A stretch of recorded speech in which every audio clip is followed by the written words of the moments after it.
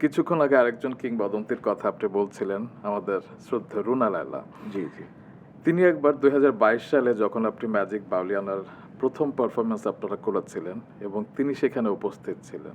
পরদিন তিনি আমাকে ফোন দিয়ে বলেছেন, "আচ্ছা এই ইমন চৌধুরী কে? আচ্ছা, এত সুন্দর বাজায়। আচ্ছা, আহ, আচ্ছা, আচ্ছা। তোমরা প্লিজ এদের মতো ইয়াং ট্যালেন্টদের আরো অনেক বেশি সুযোগ দিবে।" এবং শুধু তাই না, তিনি আমাকে বলেছিল যে ইমন চৌধুরীরা যে মিউজিক পিসটা বাজিয়েছে তুমি কি আমাকে ওটা দিতে পারবে? আমি আমার ভাইকে শোনাবো। আহ, সেই রুনা লায়লার সাথে আপনি এবার একই মঞ্চে পারফর্ম করেছেন। এটা কিন্তু অনেক বিশাল একটি অনেক ব্যাপার। বড় বিষয়। হ্যাঁ, অনেক বড় বিষয়। অনেক বড় বিষয়। এটা ম্যাজিক্যাল। আপনাদের কোলাবোরেশন আমরা কবে দেখবো বলেন? এটা তো আরো স্বপ্নের মতো। এটা যদি জীবনে করতে পারি এটা তো ধন্য আসলে। হ্যাঁ। বাহ! দর্শক এবং আমরা সবাই কিন্তু অপেক্ষা করছি যে এরকম ইয়াং ট্যালেন্টরা যদি আমাদের কিংবদন্তিদের সামনে নিয়ে আসে তাহলে একটা দারুণ কিছু হবে আরকি। এটা সৌভাগ্য।